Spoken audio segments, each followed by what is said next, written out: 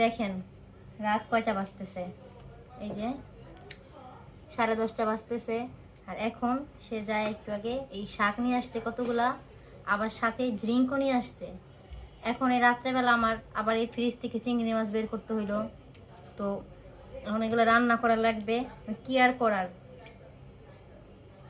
জানি গরমের মধ্যে কোনো কিছু খাইতে ভালো লাগে না, তো এই জন্য শাক নিয়ে আসছে। কিন্তু কথা হয়েছে যে আরো আগে আনতো, কিন্তু সে অনেক চালাক আছে, আমার রাত করে আনছে যাতে মানে মানে রাগ না হই। তো ড্রিঙ্কও নিয়ে আসছে আর কি। তো আপনারাও এরকম করবেন, ভাবির কোনো একটা পছন্দের খাবার নিয়ে আসবেন, দেখবেন সে আর রাগ করবে না, সহজেই মজার মজার খাবার বানাই দিবে।